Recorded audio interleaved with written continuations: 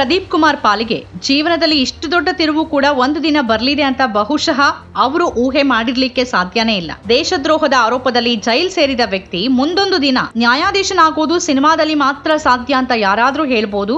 ಆದ್ರೆ ಮನಸ್ಸು ಮಾಡಿದ್ರೆ, ಕಠಿಣ ಪರಿಶ್ರಮ ಹಾಕಿದ್ರೆ, ನಿರಂತರ ಪ್ರಯತ್ನ ಇದ್ರೆ ಬದುಕಿನಲ್ಲಿ ಯಾವುದೂ ಅಸಾಧ್ಯವಲ್ಲ ಅಂತ ಸಾಬೀತುಪಡಿಸಿದ್ದಾರೆ ಉತ್ತರ ಪ್ರದೇಶದ ಪ್ರದೀಪ್ ಕುಮಾರ್. ತಾನು ಆಯ್ಕೆಯಾದ ಬಳಿಕವೂ ತನ್ನನ್ನ ನೇಮಕಾತಿ ಮಾಡಲೊಪ್ಪದ ಸರ್ಕಾರದ ವಿರುದ್ಧವೂ ಕಾನೂನು ಹೋರಾಟದಲ್ಲಿ ಗೆದ್ದು ಈಗ ಸ್ವತಃ ನ್ಯಾಯ ಕೊಡುವ ಸ್ಥಾನಕ್ಕೆ ತಲುಪಲಿದ್ದಾರೆ ಪ್ರದೀಪ್ ಕುಮಾರ್. ಗೂಢಚರ ಅನ್ನೋ ಆರೋಪದ ಮೇಲೆ ದೇಶದ್ರೋಹ ಪ್ರಕರಣದಲ್ಲಿ ಬಂಧಿತನಾಗಿದ್ದ ಈ ವ್ಯಕ್ತಿ ಇದೀಗ ನ್ಯಾಯಾಧೀಶರಾಗಲಿದ್ದಾರೆ. ಪ್ರದೀಪ್ ಕುಮಾರ್ ಹೆಸರಿನ 24 ವರ್ಷ ವಯಸ್ಸಿನ ಕಾನೂನು ಪದವೀಧರ ನಿರುದ್ಯೋಗಿ ವ್ಯಕ್ತಿಯೊಬ್ಬನನ್ನ ಪಾಕಿಸ್ತಾನಕ್ಕೆ ಬೇಹುಗಾರಿಕೆ ಚಟುವಟಿಕೆಗಳನ್ನ ನಡೆಸುತ್ತಿದ್ದಾನೆ ಅನ್ನೋ ಆರೋಪದ ಮೇಲೆ 2002ರಲ್ಲಿ ಬಂಧಿಸಲಾಗಿತ್ತು.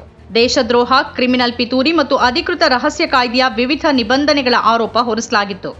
ಬೇಹುಗಾರಿಕೆ ಆರೋಪದ ಮೇಲೆ ಬಂಧಿಸಲ್ಪಟ್ಟ 2 ದಶಕಗಳ ನಂತರ ಈಗ 46 ವರ್ಷದ ಕಾನ್ಪುರದ ಅದೇ ವ್ಯಕ್ತಿ ನ್ಯಾಯಾಧೀಶರ ಸ್ಥಾನಕ್ಕೆ ತಲುಪೋದ್ರಿಂದ ಸ್ವಲ್ಪವೇ ದೂರದಲ್ಲಿದ್ದಾರೆ. ಜೂನ್ 2002ರಲ್ಲಿ ಬಂಧಿತರಾಗಿದ್ದ ಕಾನ್ಪುರ ನಿವಾಸಿ ಪ್ರದೀಪ್ ಕುಮಾರ್ ಅವರನ್ನ ಹೆಚ್ಚುವರಿ ಜಿಲ್ಲಾ ನ್ಯಾಯಾಧೀಶರನ್ನಾಗಿ ನೇಮಿಸುವ ಪತ್ರವನ್ನ ನೀಡುವಂತೆ ಕಳೆದ ವಾರ ಅಲಹಾಬಾದ್ ಹೈಕೋರ್ಟ್ ಉತ್ತರ ಪ್ರದೇಶ ಸರ್ಕಾರಕ್ಕೆ ಆದೇಶ ನೀಡಿದೆ. 2002ರಲ್ಲಿ ಪ್ರದೀಪ್ ಕುಮಾರ್ ಪಾಕಿಸ್ತಾನಕ್ಕಾಗಿ ಬೇಹುಗಾರಿಕೆ ಚಟುವಟಿಕೆಗಳನ್ನು ನಡೆಸುತ್ತಿದ್ದಾರೆ ಅಂತ ಆರೋಪಿಸಲಾಗಿತ್ತು. ದೇಶದ್ರೋಹ, ಕ್ರಿಮಿನಲ್ ಪಿತೂರಿ ಮತ್ತು ಅಧಿಕೃತ ರಹಸ್ಯ ಕಾಯ್ದೆಯ ವಿವಿಧ ನಿಬಂಧನೆಗಳ ಆರೋಪ ಹೊರಿಸಲಾಗಿತ್ತು. 2014ರಲ್ಲಿ ಕಾನ್ಪುರ ನ್ಯಾಯಾಲಯದಿಂದ ಖುಲಾಸೆಗೊಳ್ಳುವ ಮೊದಲು ಪ್ರದೀಪ್ ಕುಮಾರ್ ಅವರು 2 ಪ್ರತ್ಯೇಕ ವಿಚಾರಣೆಗಳನ್ನು ಎದುರಿಸಿದ್ರು ಮತ್ತು ಜೈಲಿನಲ್ಲೂ ಇದ್ರು. ಕಾನ್ಪುರ ಜಿಲ್ಲಾ ಮ್ಯಾಜಿಸ್ಟ್ರೇಟ್ಗೆ ಸಲ್ಲಿಸಿದ್ದ ಜುಲೈ 2019ರ ಮಿಲಿಟರಿ ಅಥಾರಿಟಿ ವರದಿ ಪ್ರಕಾರ ಜೂನ್ 13, 2002ರಂದು ಎಸ್ಟಿಎಫ್ ಮತ್ತು ಮಿಲಿಟರಿ ಗುಪ್ತಚರ ಜಂಟಿ ಕಾರ್ಯಾಚರಣೆಯಲ್ಲಿ ಕುಮಾರ್ ಅವರನ್ನ ಬಂಧಿಸಲಾಗಿತ್ತು. ಈ ವರದಿಯನ್ನ ಉಚ್ಚ ನ್ಯಾಯಾಲಯದ ಗಮನಕ್ಕೂ ತರಲಾಗಿತ್ತು. ಇತರ ಗುಪ್ತಚರ ಸಂಸ್ಥೆಗಳಿಂದ ಸಿಕ್ಕ ಮಾಹಿತಿ ಆಧಾರದಲ್ಲಿ ಪ್ರದೀಪ್ನನ್ನ ಬಂಧಿಸಲಾಗಿತ್ತು. ಕುಮಾರ್ ಅವರ ತಂದೆಯನ್ನ 1990ರಲ್ಲಿ ಲಂಚದ ಆರೋಪಕ್ಕಾಗಿ ಹೆಚ್ಚುವರಿ ನ್ಯಾಯಾಧೀಶರ ಸೇವೆಯಿಂದ ಅಮಾನತುಗೊಳಿಸಲಾಗಿತ್ತು ಅಂತ ವರದಿ ಹೇಳಿದೆ. ಸುಲಭ ಹಣದ ಆಯ್ಕೆಗಳ ಹುಡುಕಾಟದಲ್ಲಿ ಫೈಜಾನ್ ಇಲಾಹಿ ಎಂಬ ವ್ಯಕ್ತಿಯೊಂದಿಗೆ ಪ್ರದೀಪ್ ಕುಮಾರ್ ಸಂಪರ್ಕಕ್ಕೆ ಬಂದಿದ್ರು ಮತ್ತು ಹಣಕ್ಕಾಗಿ ದೂರವಾಣಿಯಲ್ಲಿ ಕೆಲವು ಮಾಹಿತಿಗಳನ್ನು ನೀಡುವಂತೆ ಫೈಜಾನ್ ಕೇಳಿದ್ದ ಅಂತ ಆರೋಪಿಸಲಾಗಿತ್ತು. ಹಣಕ್ಕಾಗಿ ಕಾನ್ಪುರ ಕಂಟೋನ್ಮೆಂಟ್ನ ಸೂಕ್ಷ್ಮ ಮಾಹಿತಿಯನ್ನ ಪ್ರದೀಪ್ ಕುಮಾರ್ ರವಾನಿಸಿದ್ದಾರೆ ಅಂತ ವರದಿ ಆರೋಪಿಸಿತ್ತು. ಆರೋಪಿಯು ಪದಗಳು, ಚಿಹ್ನೆಗಳು ಅಥವಾ ಸಂಕೇತಗಳ ಮೂಲಕ ಸರ್ಕಾರದ ಕಡೆಗೆ ದ್ವೇಷ ಅಥವಾ ತಿರಸ್ಕಾರವನ್ನು ವ್ಯಕ್ತಪಡಿಸಿದ್ದಾರೆ ಅಥವಾ ಪ್ರಚೋದಿಸೋಕೆ ಪ್ರಯತ್ನಿಸಿದ್ದಾರೆ ಅಂತ ಪ್ರಾಸಿಕ್ಯೂಷನ್ ಪ್ರದರ್ಶಿಸಬೇಕು. ಈ ಪ್ರಕರಣದಲ್ಲಿ ಸರ್ಕಾರದ ವಿರುದ್ಧದ ಇಂತಹ ಕ್ರಮಗಳ ಆರೋಪವನ್ನ ಸಾಬೀತುಪಡಿಸೋಕೆ ಪ್ರಾಸಿಕ್ಯೂಷನ್ನ ದಾಖಲೆಯಲ್ಲಿ ಯಾವುದೇ ಪುರಾವೆಗಳಿಲ್ಲ ಅಂತ ಪ್ರದೀಪ್ ಕುಮಾರ್ ಅವರನ್ನ ಖುಲಾಸೆಗೊಳಿಸಿದ 2014ರ ಆದೇಶದಲ್ಲಿ ಕಾನ್ಪುರ ನ್ಯಾಯಾಲಯ ಹೇಳಿತ್ತು. 2 ವರ್ಷಗಳ ನಂತರ ಪ್ರದೀಪ್ ಕುಮಾರ್ ಯುಪಿ ಉನ್ನತ ನ್ಯಾಯಾಂಗ ಸೇವೆ ಪರೀಕ್ಷೆ 2016ರ ಅಡಿಯಲ್ಲಿ ಯುಪಿ ಉನ್ನತ ನ್ಯಾಯಾಂಗ ಸೇವೆಗೆ ಅರ್ಜಿ ಸಲ್ಲಿಸಿದ್ರು. ಮೆರಿಟ್ ಪಟ್ಟಿಯಲ್ಲಿ 27ನೇ ಸ್ಥಾನ ಪಡೆದರು. ಆಗಸ್ಟ್ 18, 2017ರಂದು ಇತರ ಆಯ್ಕೆಯಾದ ಅಭ್ಯರ್ಥಿಗಳೊಂದಿಗೆ ಅವರ ನೇಮಕಾತಿಯನ್ನ ಹೈಕೋರ್ಟ್ ರಾಜ್ಯ ಸರ್ಕಾರಕ್ಕೆ ಶಿಫಾರಸು ಮಾಡಿತು. ಆದರೆ ಪ್ರದೀಪ್ ಕುಮಾರ್ಗೆ ನೇಮಕಾತಿ ಪತ್ರ ನೀಡಿರಲಿಲ್ಲ. ಈ ಕಾರಣದಿಂದ ಅವರು ಹೈಕೋರ್ಟ್ ಮೆಟ್ಟಿಲೇರಿದ್ರು.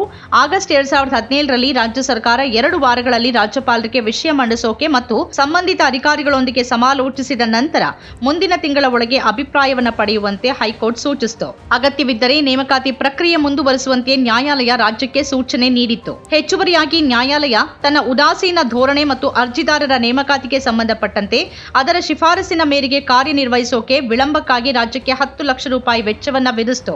ಈ ಆದೇಶವನ್ನ ಯಾರೂ ಮರು ಪ್ರಶ್ನಿಸಿರಲಿಲ್ಲ. ನಂತರ ಈ ವಿಷಯವನ್ನ ರಾಜ್ಯ ಸರ್ಕಾರ ಪರಿಶೀಲಿಸಿ ಸೆಪ್ಟೆಂಬರ್ 26, 2019ರಂದು ಕುಮಾರನ್ನ ನ್ಯಾಯಾಧೀಶರನ್ನಾಗಿ ನೇಮಿಸೋಕೆ ನಿರಾಕರಿಸಿತ್ತು. ಕುಮಾರ್ ಅವರು ಅಲಹಾಬಾದ್ ಹೈಕೋರ್ಟ್ನಲ್ಲಿ ರಾಜ್ಯ ಸರ್ಕಾರದ 2019ರ ಆದೇಶವನ್ನು ರದ್ದುಗೊಳಿಸುವ ಮನವಿಯೊಂದಿಗೆ ಹೊಸ ಅರ್ಜಿಯನ್ನ ಸಲ್ಲಿಸಿದ್ರು ಮತ್ತು ಯುಪಿ ಉನ್ನತ ನ್ಯಾಯಾಂಗ ಸೇವೆಯಲ್ಲಿ ಹೆಚ್ಚುವರಿ ಜಿಲ್ಲಾ ನ್ಯಾಯಾಧೀಶರಾಗಿ ನೇಮಕವನ್ನ ಕೋರಿದ್ರು. ಇದೀಗ ಡಿಸೆಂಬರ್ 6ರಂದು ಹೊರಡಿಸಿದ ಹೈಕೋರ್ಟ್ ಆದೇಶದಲ್ಲಿ ನ್ಯಾಯಮೂರ್ತಿಗಳಾದ ಸೌಮಿತ್ರಾ ದಯಾಳ್ ಸಿಂಗ್ ಮತ್ತು ಡೊನಾಡಿ ರಮೇಶ್ ಅವರ ವಿಭಾಗೀಯ ಪೀಠ ರಾಜ್ಯ ಸರ್ಕಾರದ ಆದೇಶವನ್ನ ರದ್ದುಗೊಳಿಸಿದೆ. ಅರ್ಜಿದಾರರ ಗುಣನಡತೆ ಪರಿಶೀಲನೆಯನ್ನ ನಡೆಸಿದ ನಂತರ ಖಾಲಿ ಇರುವ ಹುದ್ದೆಗೆ ಕುಮಾರ್ ಅವರನ್ನ 2 ವಾರಗಳ ಒಳಗೆ ಅಂದ್ರೆ ಜನವರಿ 15, 2025ರ ಒಳಗೆ ನೇಮಿಸುವಂತೆ ಕೋರ್ಟ್ ಆದೇಶಿಸಿದೆ. ಅರ್ಜಿದಾರರು ಯಾವುದೇ ವಿದೇಶಿ ಗುಪ್ತಚರ ಸಂಸ್ಥೆಗಾಗಿ ಕೆಲಸ ಮಾಡಿರಬಹುದು ಎಂಬ ತೀರ್ಮಾನಕ್ಕೆ ಬರೋಕೆ ರಾಜ್ಯದ ಬಳಿ ಯಾವುದೇ ಪುರಾವೆ ಅಸ್ತಿತ್ವದಲ್ಲಿಲ್ಲ. ಅವರು ಭಾರತೀಯ ಗುಪ್ತಚರ ಸಂಸ್ಥೆಗಳ ರಾಡರ್ನಲ್ಲಿದ್ರು ಅನ್ನೋದಕ್ಕೆ ಯಾವುದೇ ಮಹತ್ವ ಇಲ್ಲ. ಅಪರಾಧವನ್ನ ಶಂಕಿಸೋದು ನಾಗರಿಕನ ಮೇಲೆ ಯಾವುದೇ ರೀತಿಯ ಕಳಂಕವಲ್ಲ. ನಾಗರಿಕನನ್ನ ಆಪಾದಿತ ಅಪರಾಧದ ಬಗ್ಗೆ ಅನುಮಾನಿಸ್ತಾನೆ ಇದ್ರೆ ಅವನು ಕಠಿಣ ಪರಿಶ್ರಮದಿಂದ ಗಳಿಸಿದ ಗೌರವಾನ್ವಿತ ಖುಲಾಸೆಯ ಫಲಗಳಿಂದ ವಂಚಿತನಾಗ್ತಾನೆ. ನ್ಯಾಯಾಲಯದಲ್ಲಿ ಮುಗ್ಧತೆಯನ್ನ ಸ್ಥಾಪಿಸಿದ ನಂತರ ಮುಗ್ಧ ನಾಗರಿಕನಿಗೆ ಶಿಕ್ಷೆ ವಿಧಿಸೋದು ಸಂವಿಧಾನ ಖಾತ್ರಿಪಡಿಸುವ ಕಾನೂನಿನ ನಿಯಮದ ವಿರುದ್ಧವಾಗಿದೆ ಅಂತ ನ್ಯಾಯಾಲಯ ತನ್ನ ಆದೇಶದಲ್ಲಿ ಹೇಳಿತ್ತು.